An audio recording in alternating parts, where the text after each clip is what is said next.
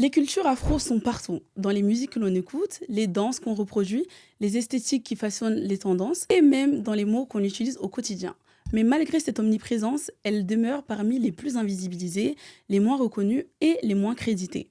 C'est un véritable paradoxe qui m'amène à me poser une question aujourd'hui, qui est comment une culture peut être à la fois centrale et marginalisée lorsqu'il s'agit de reconnaissance. Pour tenter d'y répondre, on va déconstruire tout cela et aborder ce sujet qui me semble essentiel afin de comprendre pourquoi et comment cette invisibilisation perdure et surtout comment on peut potentiellement la changer. Pour ça, je ne suis pas toute seule mais avec un invité spécial qui a des connaissances très aiguisées sur le sujet, j'ai nommé Latir Badiane. Salut Latir, Bonjour Bintou, ça va? ça va et toi? Avant de Beaucoup rentrer parlé. dans le vif du sujet, est-ce que tu peux te présenter un peu rapidement pour les personnes qui ne te connaissent pas, s'il te plaît? Alors bonjour à tous, je m'appelle Latir Badiane, j'ai 32 ans, je suis un amoureux des cultures, les cultures globales et voilà, je travaille dans le domaine des relations internationales. Ok, Voilà. super, merci beaucoup pour cette présentation. Avant de continuer, j'aimerais d'abord qu'on commence par poser les bases. Parce que quand on parle d'invisibilisation, de quoi est-ce qu'on parle exactement? Je pense que lorsqu'on parle d'invisibilisation, c'est plus l'effacement ou la marginalisation d'une culture ou d'un groupe de personnes. Ok, Pour prendre par exemple l'exemple le plus frappant, je dirais que l'invisibilisation part d'abord, enfin émane d'une volonté politique. exactement. Ça a été le cas pour l'Afrique du Sud où durant l'apartheid, les Noirs n'étaient pas autorisés à chanter dans Oui, leur langue. Donc là, en fait, on est sur un effacement d'une culture et également d'un groupe de personnes. d'accord. Et ensuite, j'aimerais bien prendre un autre exemple qui est l'Argentine avec le tango. Paradoxalement, l'Argentine se présente comme une nation blanche, Oui, mais l'élément qui fait rayonner l'Argentine au niveau mondial, c'est le tango. Et le tango est une musique qui est 100% afrodescendante, qui est née dans les quartiers de Buenos Aires oui, et de Montevideo.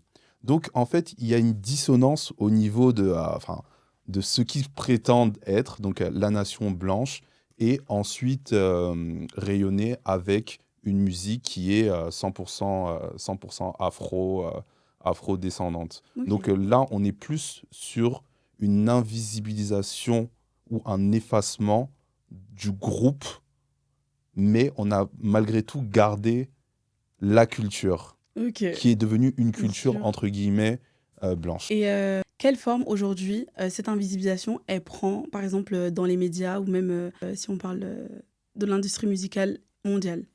Bien sûr, je pense que cette forme, en fait, c'est un manque de représentation. Déjà des artistes noirs. Pour prendre, toi et moi, on est des fans de reggaeton. Je dirais que dans le reggaeton, par exemple, on voit plus vraiment de noirs comme grands artistes. Bon, on a encore Ozuna, Mhm. Don Omar d'une certaine époque, mais on n'a plus vraiment de figure noire. Je pense que c'est d'une part, il y a la représentation, et d'autre part, on a aussi ce problème de qu'est-ce qui est vendeur? C'est-à-dire Exactement, que ouais. qu'est-ce qui est vendeur? Les producteurs, qu'est-ce que l'industrie de la Qu'est-ce musique qui va rapporter veut? de l'argent Voilà, qu'est-ce qui va finalement? rapporter de l'argent? Et finalement, les médias jouent sur ces aspects-là, et vu qu'ils contrôlent la narrative, Ouais, ils vont pas forcément représenter des artistes noirs qu'on ouais. considère souvent comme ghetto, peu Oui. fréquentable, de la musique, voilà, Ouais. peu D'accord. Et moi, recommandable. si je veux donner, enfin, si je veux rajouter un petit point et ramener un peu ma vision sur le sujet, je vais vraiment en plus l'aborder sur les femmes noires parce que bah, je suis concernée par le sujet Bien sûr. et comment un peu on est représenté dans les médias. En fait, comme tu l'as dit, l'invisibilisation, en fait, c'est pas le fait d'être absent, mais enfin, les femmes noires vont être présentes dans les médias, mais c'est que on va subir et d'une fois le racisme, mais aussi le sexisme. Si je prends par exemple l'exemple des films, c'est-à-dire que pour les rôles, on sera cantonné dans des rôles Bien soit sûr. de la strong black woman, la femme vraiment forte qui peut tout supporter, qui montre pas vraiment ses émotions, ou d'un autre côté, ce sera vraiment très, comment je peux dire ça, sexualisé. Bien sûr. On le sait déjà, que ce soit dans les médias ou même dans la société, dans la vie de tous les jours. Et si je veux aussi ramener le fait des réseaux sociaux, On voit souvent des débats. On sait que on est vraiment le centre de plusieurs. On est au cœur de plusieurs débats sur les réseaux sociaux. En fait, peu importe ce que tu vas dire, peu importe ce que tu vas faire, tu seras toujours pointé du doigt. Et en fait, il y a comme un sentiment d'illégitimité. Par exemple, là récemment, j'ai vu un débat sur TikTok d'une créatrice que je suis qui racontait donc la différence entre les personnes riches, noires et blancs. Et directement, elle s'est fait attaquer. Comme une femme noire qui va donner, par exemple, ses critères sur tel ou tel sujet, enfin, dans une relation et de ce qu'elle attend, elle va se faire critiquer en mode t'as pas le droit à la parole, qui es-tu pour pouvoir réclamer telle ou telle chose. Enfin, en fait, toujours se faire minimiser. Ou même une autre créatrice, j'ai oublié son nom, mais si je te la montre, je pense que tu vas savoir de qui je parle. Mais elle fait souvent du contenu sur les bonnes manières. Et en fait, dans ses commentaires, ce qui revient à chaque fois, c'est de se faire traiter de Lina, bounty. c'est Lina, non? J'ai La oublié. première, oui, c'était Lina Bey. Oui, Et en fait, elle, je sais plus du tout oui, son je nom. vois, Mais oui, oui, je en vois de fait, se qui tu faire parles. traiter de Oui, bounty, bien d'ailleurs, sûr. un terme que je déteste. Mais en fait, c'est toujours ça, en fait. T'as l'impression que les gens, en fait, c'est les gens qui ont le droit de décider pour toi, de dire ce qui est bien pour toi et que tu n'es plus maître de ta vie, quoi. Les gens passent des débats sur les perruques, etc. Enfin, passons maintenant. Est-ce que tu penses que cette invisibilisation, elle est consciente ou que c'est juste les conséquences en fait d'un héritage colonial? Je pense que cette invisibilisation est due à un héritage colonial, Mhm. bien sûr, parce que c'est quelque chose qui s'est construit sur plusieurs années. Mais maintenant, concernant l'industrie de la musique, elle est aussi consciente. En fait, je pense que les deux notions ne sont pas indissociables. C'est-à-dire Ouais. que aujourd'hui, on sait pourquoi on ne met pas forcément de femmes noires. Je prends vraiment l'exemple Ouais. de l'Amérique latine et de la musique latine. On sait pourquoi on invisibilise les Noirs. Et comme j'ai dit, il y a plusieurs facteurs à cela. Il y a la volonté politique, il y a les aspects financiers. Donc, Mhm. qu'est-ce qui est plus vendeur? Et il y a aussi le positionnement, entre guillemets, je dirais, du pays à l'international. D'accord. Parce que, parce qu'on sait que c'est beaucoup plus vendeur, par Mhm. exemple, d'avoir une femme Oui. blonde qui reprend, par exemple, des codes noirs Ok. et qui refait de la musique noire plutôt que d'avoir une femme noire Ok. qui va faire, entre guillemets, hein, Ouais. de la musique noire. Et justement, quelle Donc, différence toi tu fais entre invisibilisation et appropriation culturelle, si je peux dire ça comme ça? euh, Parce que là, j'ai un exemple en tête qui m'est venu. l'inspiration, je dirais que l'inspiration, c'est le fait, par exemple, de citer des artistes, de citer une culture, un pays, l'origine de la musique ou l'origine, ouais, Oui. ouais, voilà, Si je veux l'origine de parler, par l'œuvre exemple, d'art oui. Oui. et autres, alors que l'appropriation culturelle, je dirais que c'est prendre la culture d'un autre, enfin d'un groupe, et ne pas reconnaître ce groupe Exactement. et d'effacer tout ce qui est lié à ce groupe. Donc, je pense que c'est plutôt ça, l'appropriation culturelle, et c'est également de, euh, de faire de l'argent sur cette culture. Là, Donc, je pense que tu vas relater enfin, tu vas ouais, comprendre directement. Bah, Shakira avec Waka Waka, bien sûr. quand elle est venue pour dire vraiment devant des millions de personnes que bah, la chanson venait d'elle, alors qu'on savait très bien que c'était à l'origine bah, du coup un chant camerounais, le Oui. Golden Sound, Du village Zangalewa, de ma grand-mère. exactement. Et que elle est sortie dans une interview dire que la chanson venait d'elle et que c'était quand elle était à la plage, des entités lui ont murmuré les, euh, les rythmes dans les oreilles, alors que, enfin, elle savait clairement d'où venait la chanson à la base, mais elle l'a pas dit. Bon, après, avec le temps, on a fini par connaître la vérité, mais ça, c'est une forme de... Enfin, Bah, s'approprier quelque chose qui ne t'appartient pas à la base, quoi. Mina sangalewa anawam Samina mina waka waka bien sûr, ça c'est très problématique parce que c'est un mensonge aux yeux du monde et surtout que c'était une musique qui avait été reprise pour la Coupe du Monde. Donc c'était un petit peu le moment pour elle de briller. Sachant que Shakira, pour Waka Waka, a repris des rythmes de champeta. Oui, Donc la champeta, qui est une musique afro-colombienne colombienne, qui oui. vient vraiment de la côte caribéenne de la Colombie, qui est très inspirée du soukous. Donc le soukous qui vient lui aussi de l'Afrique centrale, notamment la région des Grands Lacs, la RDC et autres. Donc elle aurait tout simplement pu partir sur une champeta qui serait inspirée de sonorités africaines, notamment Waka Waka, et elle aurait tout simplement pu citer ces Oui, artistes-là. Et en ce sens, je pense que c'est également de l'appropriation culturelle. Voilà. ouais, exactement. Donc, et c'est pas de l'inspiration, parce que vraiment, lorsque j'étais en Colombie, que ça soit à Carthagène ou à San Andrés, on écoutait énormément de musique africaine. Oui, Et là-bas, la champeta, ils ont ce qu'on appelle la champeta africaine. oui, Elle est clairement inspirée justement de l'Afrique. Donc oui, là, on n'est vraiment pas sûr de l'appropriation oui, culturelle, mais plutôt de l'inspiration ou plutôt de la oui. créolisation. D'accord. Donc voilà, Donc là, par c'est le rapport à tout ce retour qu'on... aux Oui. sources. Ouais. Ouais, par rapport à tout ce qu'on vient de dire, on voit que quand même les influences afro sont vraiment partout dans la musique. Donc, on va un peu continuer à creuser sur ce sujet. Vas-y. Et comme tu as parlé de la Colombie, je vais revenir aussi dessus un peu parce que les artistes actuels, comme par exemple Ryan Castro, BL ou même Capo, font énormément de dancehall, de musique afro. Et franchement, ils le font très bien. Et ça marche. Et aussi, si on regarde des styles de musique rock, pop, même le hip-hop, en fait, tout ça, il y a des racines afro dedans, mais que les gens ne connaissent pas. Tu penses que c'est dû à quoi? Je pense que c'est dû à la narrative. C'est-à-dire que la narrative qui est contrôlée par les maisons de disques, par les labels ou même par les médias, qui ne présentent pas ces musiques-là comme des musiques afro. C'est-à-dire qu'on ne retrace pas forcément l'origine de ces musiques et ça, c'est un petit peu dangereux, Mm. je dirais. Et c'est pour ça que j'apprécie beaucoup le travail qui est fait par Beyoncé, Oui, par Rauw Alejandro et oui, également par Bad Bunny pour revenir sur les origines de ces musiques, d'où elles exactement. viennent. C'est important de comprendre d'où une musique vient. Et ça permet ensuite de créer des albums, des projets qui sont juste Mm. incroyables, parce qu'on est capable de comprendre les racines de cette musique, enfin, de ces musiques, et de savoir comment les associer avec quel artiste, Oui, avec quel instrument, oui, comment revisiter la musique. oui, Et par exemple, c'est quelque chose que j'ai aimé sur le dernier album de Rauw Alejandro, oui, Capitolo comment Cielo. il repart sur le tambor, le tambor et la bomba, et Exactement. comment il arrive à faire évoluer cette musique. Mm. Aujourd'hui, on écoute énormément d'Afro House.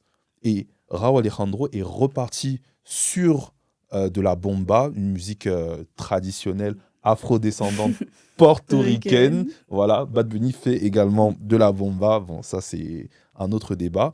Et ensuite, il l'a fait évoluer avec de l'Afro House.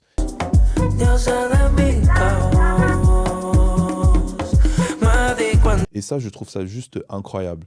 Donc, je pense que c'est problématique, mais c'est à nous de reprendre le contrôle de la narrative. C'est aussi aux artistes, voilà, de s'informer, Oui, d'en parler, et les médias, oui, forcément. En fait, exactement. ces trois facteurs-là sont indissociables. D'accord. Les médias, les artistes et nous. Et par exemple, si je veux prendre l'exemple du reggaeton, est-ce qu'on peut parler du blanchiment culturel dans ce cas-là? Bien sûr, Oui, pour le reggaeton, c'est indéniable. oui, C'est-à-dire que le reggaeton a été... Enfin, il y a un débat sur l'origine du reggaeton. Est-ce que le reggaeton a été créé au Panama? Est-ce que le reggaeton a été créé à Porto Rico? Ricain. Est-ce que le reggaeton a été créé par les Portoricains et les Jamaïcains à New York? Donc tout ça, c'est un débat. Mais une chose est sûre, c'est que le reggaeton a ses racines afro, qui viennent de la Jamaïque avec le reggae, puis toutes ces influences de reggae qui ont créé le reggaeton. À une époque, vraiment, c'était que des artistes noirs. Les Don Omar, les Tego Calderon. Calderon, les Glory. Et aujourd'hui, on a de moins en moins C'est pour d'artistes ça qu'il y avait le mouvement noirs. Let's Make Reggaeton Black Let's Again. make Ouais, reggaeton black again. Ouais. Parce que finalement, on a eu une phase où on n'avait plus du tout de représentation noire du reggaeton, Mm. notamment noire féminine Oui, du c'est reggaeton. vrai. Et ça vraiment, c'était problématique. C'est-à-dire qu'on ne voyait plus personne, on voyait que des femmes d'Amérique latine blanches avec des codes noirs. Et je trouvais que ça posait un problème parce qu'on se dit, mais il y a est-ce qu'il existe, enfin, est-ce qu'il y a aucune artiste noire de reggaeton qui est capable de performer? Et pourtant, il y en a, moi j'en ai rencontré, mais c'est juste que elles ne sont pas encouragées ou elles ne sont pas poussées ou signées par les Oui, bien maisons de encadré comme disques il faut. et autres. Elles ne sont même pas signées, Ouais, c'est-à-dire parce qu'on sait que c'est pas vendeur. ouais, C'est pas l'image qu'on se fait de la latina. ouais. Et sachant qu'il y a un côté très, euh, Bah, les très maisons chaud les- dans le reggaeton. Enfin, sur du reggaeton intenso, du perreo intenso, voilà, c'est un peu caliente et on n'a pas cette image, voilà, de la Ouais, latina. c'est vrai. Donc ça aussi, ça s'inscrit dans une narrative et ça Ouais. s'inscrit dans un agenda, je dirais pas forcément un agenda politique, mais quoique, c'est un petit peu ça. Et Est-ce par que rapport... toi, par exemple, tu as des artistes qui sont pas forcément mis en lumière aujourd'hui, qui sont pas connus, afro-latins ou caribéens, que tu aimerais... Waouh, j'en ai beaucoup.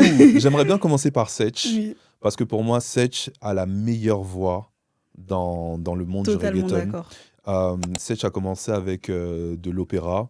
Et enfin, petit contexte, Setch, c'est un Panaméen, donc l'un des pays fondateurs du reggaeton. Et il me semble qu'il a des origines Jamaïcaine, oui, jamaïcaines. comme tu me l'as Donc dit. c'est clairement un descendant des créateurs Du du reggaeton. reggaeton. Et c'est pour ça qu'il comprend un petit peu cette musique. Setch est capable de passer du reggaeton à de l'afrobeats, à des sons beaucoup plus soca et également à de la dancehall. Donc il y a Ok. Setch, je pense à Gojo, mais qui est moins dans le reggaeton. Pour moi, c'est la reine de la Colombie avec son groupe Énormément Chokito.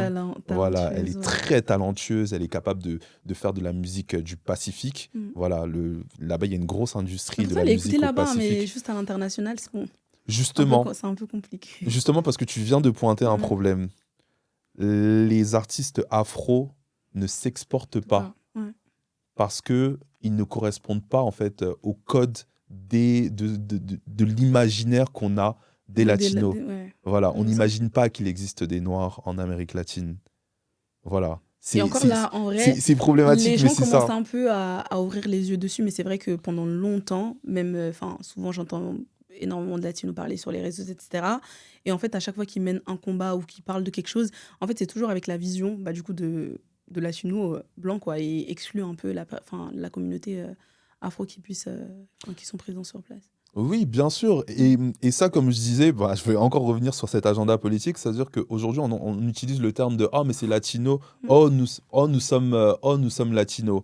Et en fait, cette narrative-là, elle vise en fait à un petit peu à invisibiliser des peuples qui seraient opprimés Mm. au sein de ces pays ou des peuples qui auraient créé, par exemple, une musique, une tendance, une culture, que ce soit certains indigènes ou certains noirs ou certains métis ou autres pour des raisons qu'on ignore ou pour des raisons qu'on connaît des fois. Ouais, Mais en fait, c'est plutôt ça ouais. le souci. C'est que oui, non, c'est latino pour dire que ah, mais chez nous, il n'y a pas de racisme, nous sommes tous pareils, nous sommes tous égaux. Mais c'est pas toujours le cas, Ouais, c'est vrai, c'est malheureusement. vrai. Et Et pour les artistes, je ne sais pas si tu connais Daimé Arocena.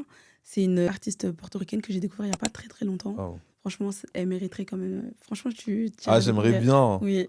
Et Matt Luis aussi. Je pense que Matt j'en Louis, parle ouais, tellement. Matt Louis. J'en parle tellement. Franchement, après, il a un style aussi un peu niche pour le moment. Donc, je peux comprendre pourquoi les gens ont un peu de mal avec ce qu'il fait. Mais il faut juste s'y intéresser. Il y a aussi un autre artiste que j'ai découvert il n'y a pas très longtemps. C'est Youssef. Je l'ai découvert fin 2025. En fait, lui, c'est un Colombien de Cali, mais qui a grandi en Espagne et qui a sorti un album fin de l'année dernière. Et franchement, incroyable aussi à découvrir. Mais d'ailleurs, c'est trop bien que tu cites ces artistes-là parce qu'il n'y a pas que du reggaeton. Voilà. Exactement, il n'y a pas que du reggaeton. Et La c'est ça, vie, oui. il y a des Ok, le régions. reggaeton, c'est bien, Bah ouais, le mais il n'y a pas reggaeton, que c'est ça. bien, mais il y a pas que ça. Et dans les artistes que tu as cités, il n'y a pas que des chanteurs de reggaeton. Mm. Et notamment, je sais que lorsque j'étais en En fait, ils sont Colombie, très versatiles. ils sont très, très, très Ouais. versatiles. Mm. Mais c'est clairement ça. Mais par exemple, quand j'étais en Colombie, qui est un pays qui fonctionne vraiment selon les régions, d'une région à une autre, on va écouter une musique plus qu'une autre. On écoute énormément de cumbia, de Mm. mapalé, de champeta. Et il y a notamment la reine, on dirait, enfin, la reine de la cumbia et du mapalé, c'est Toto la Mompizina. Oui, oui, Voilà, oui, Toto la oui, si, si, si. Mompizina. et m'a parlé, tout ça. Donc, elle, par exemple, c'est juste la reine de sa musique. Et puis, même en termes de salsa, en termes de plein d'autres musiques, de tambor au Venezuela, voilà. Il y en a plein. Mais je suis content que tu mettes la lumière sur ces artistes Oui. afro-latino parce qu'ils le méritent. Et puis même en reggaeton, en trap latine, on a aussi Mike Towers. Ouais. Voilà, Mike Towers qui fait de l'excellente trap latine. Il est excellentissime. Mm. Je l'ai vu en live. Ah, le gars connaissait son karaté. Ah, il était bon. Il était Incroyable. très très bon. Et puis, ouais, Mike Towers, d'ailleurs, qui a un feat avec Aya Nakamura. Porque te mal, si tú eres mi baby, yo estoy pa' usted. Et il y en a plein d'autres. Vraiment, il y en a plein d'autres. On pourrait passer des heures et des jours et des années à les citer. Mais ouais. Ouais. C'est vrai, t'as totalement raison. On a beaucoup parlé de musique, mais l'invisibilisation, enfin, c'est pas que dans la musique, mais aussi beaucoup dans la société ou même dans l'éducation. Comme par exemple, enfin, on sait que il y a toute l'histoire n'est pas racontée, ou quand on parle de l'histoire noire, de la culture, etc., c'est toujours à peu près la même chose, l'esclavage, la discrimination, enfin, les sujets comme ça, tu connais déjà. Et par exemple, si je veux parler de la société, Oui. comment toi, cette minimisation, tu la retrouves ou tu la vois? Au niveau de l'enseignement, Oui, c'est-à-dire, que ce soit de l'enseignement ou même de manière générale. bien sûr, par exemple, lorsque je suis allé en Colombie et que j'ai parlé de San Basilio de Palenque ou des peuples du Pacifique, et quand je parle des peuples du Pacifique de Colombie ou même des peuples du Pacifique, on ne savait pas en fait qu'il existait des Noirs là-bas. Et ce que je me dis, c'est que c'est aussi une volonté Mm. de les exclure et une volonté de contrôler la narrative pour les invisibiliser. Et aujourd'hui, avec la démocratisation du tourisme et du voyage, beaucoup plus de personnes se rendent dans ces pays et finalement constatent que oh, bah, il existe des peuples et que c'est des pays qui sont dotés d'une diversité incroyable. Et c'est fou. Et c'est fou. Et je pense que même si, par exemple, nous, en Afrique, on a moins d'historiens connus, on a quand même des historiens. Et c'est à nous de raconter notre histoire selon, euh, voilà, selon notre vision, que ça soit une histoire sociale de l'Afrique ou de l'Afrique de l'Ouest, de l'Ouest ou d'un pays, ou l'histoire musicale. C'est des aspects auxquels on devrait un peu plus Ouais, c'est vrai. nous pencher Ouais. et traiter. Bah, Mais même récemment, on voit souvent des polémiques, par exemple pour la Starac.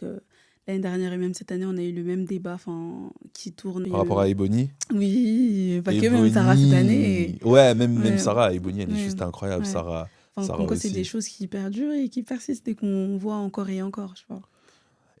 Bah ouais, pour rebondir sur la Star Academy, je pense que Ebony posait problème parce que pour moi en tout cas, c'était la meilleure candidate que la Starac n'ait jamais connue. Vraiment Parce que incroyable. honnêtement, Ebony, elle est capable de faire de la dancehall comme elle est capable de faire du tambor. Mm. Elle est capable de revenir sur, du tambor, du gros cas, c'est comme ça qu'on l'appelle en Guadeloupe. Elle peut te chanter du Whitney Houston, elle peut revenir sur du rock. Et en fait, la lumière qu'elle prenait, elle devenait un danger Mm. parce que on ne contrôlait plus, enfin, il contrôlait plus forcément cette narrative. Et Ebony était brillante. Oui, Elle était brillante par son talent. oui, Et je pense que c'est ce qui a posé problème parce qu'on essayait toujours de la ramener à ce qu'elle n'était pas, la angry black woman, oui, parce qu'on trouvait qu'elle ne souriait pas trop, on oui. trouvait qu'elle était beaucoup Hautaine, trop sérieuse, alors que pas du tout, elle était juste gentille avec tout le monde.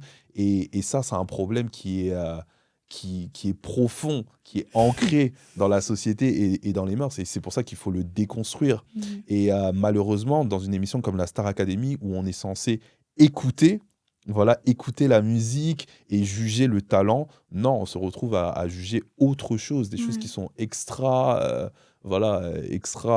Ouais. talent, voilà, Ouais. enfin, c'est problématique. Ouais. Et c'est ce qu'on retrouve toujours. Ça, c'est juste un exemple qui illustre en fait un problème qui est bien plus profond dans la société. Ouais. Et comment justement la représentation en fait des artistes afro évolue-t-elle dans le temps ou pas, hein.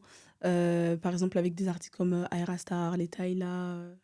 de nos jours aujourd'hui. Ou, Après, ou même Théodora en France. bien sûr. Après, c'est vrai que le cas de Ayra Starr et Tayla, bon, elles Oui. viennent d'Afrique. Donc, elles ont un petit peu moins ce problème. Quoique, pour Tayla, c'est un peu plus compliqué parce elle est sud-africaine Oui. et on connaît C'est un peu une voilà, mentalité différente. Oui. les conditions et tous les tenants et les aboutissants des politiques en Afrique du Sud et des pensées aussi. Donc là, je pense que c'est différent, mais ces artistes-là, elles évoluent dans le bon sens. Enfin, je veux dire elles sont qui elles sont. Elles ne Mhm. s'excusent pas d'être là. Elles sont talentueuses. Elles le savent. Elles ont leur propre direction artistique et elles s'imposent comme telles. Ouais. Et c'est également le cas avec Aya Nakamura qui a sa propre maison de disques Oui, ou c'est ça. son propre label ou maison Oui, de disques. oui. Bref, je sais pas, mais elle a compris aussi que c'était à elle de contrôler ça. Ça reste difficile, forcément. Ouais. Ça reste difficile parce qu'il faut te faire accepter. Tu subiras toujours des attaques racistes Toujours. et toujours des attaques pas pour ta musique. Et c'est ça le problème, Pour parce ta que personne, normalement, oui. on est censé soit aimer ton art ou Oui, ne pas l'aimer, mais on va justement t'attaquer sur ta personne. exactement. Et ça, c'est problématique. Et je pense que c'est quelque chose qu'on devrait vraiment déconstruire tous ensemble. Mm. Et toi aussi, Bintou, moi aussi, on a un rôle à jouer dans cette déconstruction-là.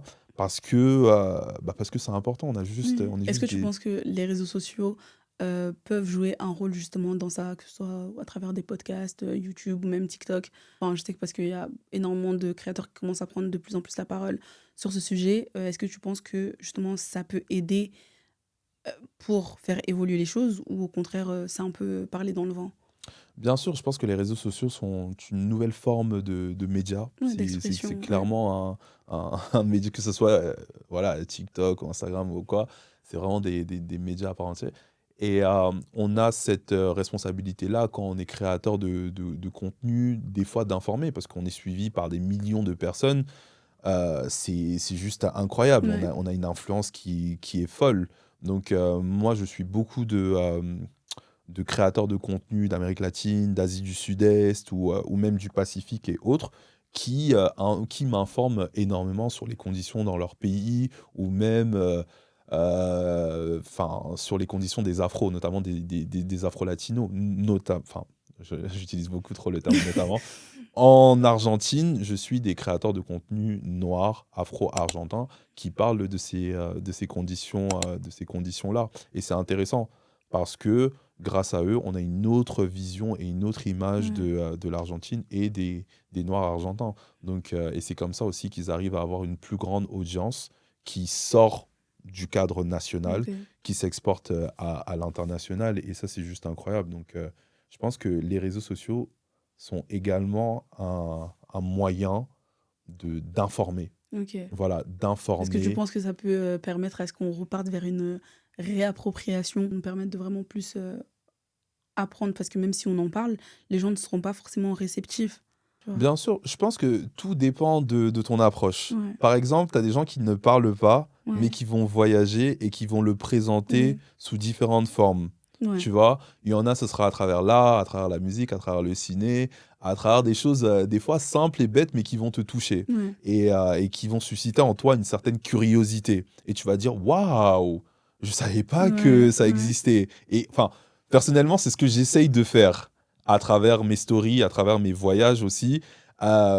C'est insidieux, c'est très insidieux, je le sais. Je suis un peu un rebelle, mais c'est ce que j'aime faire. J'aime présenter des cultures. Bon, je suis un amoureux de la culture, comme Oui, je t'ai dit. J'aime présenter des cultures sous différents angles et susciter ce choc, c'est-à-dire waouh, cette émotion, je ne savais pas que ça existait. Et je pense que ça va dépendre de l'approche. Et on va aussi s'éduquer à travers ces contenus-là. Enfin, ça sera une base. ok, Forcément, il faudra aller faire beaucoup plus de recherches, mais ouais. bien sûr, ça sera une base. Il y a par exemple un, Et je pense que c'est peut-être la meilleure initiative culturelle pour pouvoir. Je pense pas forcément que ça soit la meilleure initiative, mais c'est une parmi tant d'autres. Je pense que les réseaux sociaux et la création de contenu sur Mhm, ces sujets-là doivent être accompagnés d'initiatives au au niveau des organisations internationales, notamment de l'UNESCO, qui traite toutes les questions liées à la culture au niveau international, accompagnées par les États. Voilà, donc les politiques culturelles et autres. Euh, Également par les opérateurs culturels dans les pays. Voilà, organiser des expositions, pousser par exemple des jeunes artistes, des endroits où ils peuvent exprimer leur art. Je pense que tout ça en fait doit être Oui, même des lié. conférences. Voilà. Je pense qu'il doit y avoir une synergie au niveau de ces actions-là pour qu'on puisse, voilà, pour qu'on puisse Ouais. avancer ensemble et être plus informés sur ces sujets-là. Ok. Et au niveau du rôle, par exemple, des médias dans cette réécriture en fait collective, comment eux, ils peuvent, à leur manière, jouer un rôle dans ça? De toute façon, les médias contrôlent la narrative. Donc, c'est très simple. Maintenant, je vois de plus en plus de médias afro émerger. Donc, ça, c'est une bonne chose. C'est pas parce Ou même les artistes, hein. Ou même Oui, les oui, oui. artistes, ouais, voilà. Et voilà, tu deviens un média lorsque tu vois qu'un média est biaisé et contrôle, voilà, et contrôle, je vais pas dire toute une population, mais contrôle la pensée d'une population. Tu as envie de te dire, voilà, comment créer un contre-pouvoir, Ouais, parce que enfin, les médias sont une sorte de pouvoir exactement. également. Donc, comment créer ça et comment rétablir ma vérité sur mon histoire, sur ma culture, et voilà. Ouais. Est-ce que tu penses, parce qu'en fait, il y a un peu deux clans pour ma prochaine question. Il y a l'école des personnes qui pensent que, parce qu'en fait, souvent, tu sais, quand on dénonce ou quand on parle d'un sujet qui nous tient à cœur, en fait, souvent, ça va être directement, oh, la victimisation, on se victimise à chaque fois qu'on parle de telle ou telle chose, de telle ou telle injustice. Donc, c'est pour ça que je dis, il y a des gens qui sont plutôt là en mode, non, on va pas en parler, ça sert à rien. Ou d'autres personnes qui sont là en mode, non, vraiment, il faut nommer l'injustice et le dire. Toi, comment tu te positionnes par rapport à ça? Bah, je pense que les personnes qui te disent que tu te victimises Mm. lorsque tu mets Enfin, des vraiment mots, minimiser les sentiments et bah ce que ouais, tu ressens. mais forcément, si tu essayes de mettre des mots à tes mots et qu'on te dit que tu te victimises, c'est que la personne en face de toi fait partie du problème. Exactement, c'est vrai. C'est qu'elle fait partie du problème. Et il faut toujours écouter les victimes, c'est-à-dire ou les personnes qui se sentent victimes de quelque chose, d'une oppression ou autre. Donc, je pense qu'il faut le dénoncer. Après, il y a différentes façons de le Mm. dénoncer. Et la musique était également un canal pour dénoncer des Oui, parce que injustices c'est pas que du et divertissement, autres. la musique, C'est c'est pas que vraiment un du moyen de... divertissement. Ouais, Prenons l'exemple du Zouglou. ouais. Le Zouglou de la Côte d'Ivoire, pendant des années, a permis de dénoncer les conditions déplorables dans les camps, dans les camps des étudiants à Abidjan. Tu vois ce que je veux dire? Ensuite, ça s'est un petit peu élargi au niveau national. Donc, c'est passé du Zouglou CA, donc campus, au Zouglou CI de la Côte d'Ivoire, où on parlait des maladies, où on parlait de Ouais. la pauvreté et autres. Donc, je pense qu'il y a différentes Même façons si on parle de la d'exprimer. bomba, enfin, c'est la même chose. Exactement. Pareil. C'est ça. Donc, tu as la musique, par exemple, tu as l'art, tu as la peinture. Tu peux utiliser également tes réseaux. Tu as les conférences internationales, tu as les conférences nationales. Tu as des groupes de parole. Donc, je pense qu'il y a différentes façons de dénoncer. Il suffit également, enfin, je pense qu'il suffit tout simplement de choisir le moyen qui nous correspond le plus ou avec lequel on est le plus à l'aise pour dénoncer ces choses. Mais je pense qu'il faut dénoncer. Ouais. Il faut dénoncer et après avoir dénoncé, il faut par exemple éduquer. Exactement. C'est-à-dire qu'il faut avoir une approche pédagogique lorsqu'on dénonce. C'est-à-dire on dénonce avec des faits, on dénonce en essayant d'apporter des Mm. solutions. Ouais. Voilà, et je pense que c'est ça. Et comment nous, à notre échelle, justement, on peut faire ça, ou même pour les générations, enfin les plus jeunes que nous, pour le futur, Pour on le peut faire ça, futur. ouais. Par exemple, comme l'initiative que tu es en train de faire, c'est Ouais. juste incroyable de pouvoir en parler d'un sujet qui est brûlant, hein, mais qui est important. C'est une nécessité d'en parler. Donc, Ouais. je sais que toi, tu es une excellente communicante. Euh, non, mais c'est vrai, tu es juste une excellente communicante. À chaque fois que je te vois, que ce soit sur les réseaux sociaux ou dans la vie, tu te présentes très bien et tu es passionné. Et à travers Mm. ta passion, tu essayes voilà, de rétablir certaines choses et de passer des messages. Et ça, c'est juste incroyable. Et Ouais. beaucoup de gens te suivent, pas parce que, voilà, mais parce que tu es intéressante et parce que ton message Merci. aussi l'est.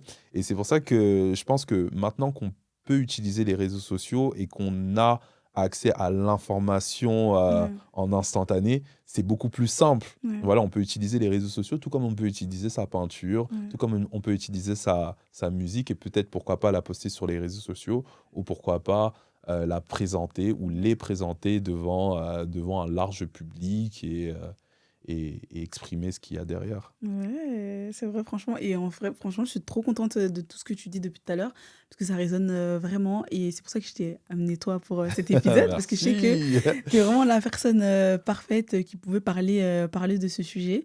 Donc, je sais pas si tu as un petit truc à rajouter personnel à la Euh, fin. Make reggaeton black again.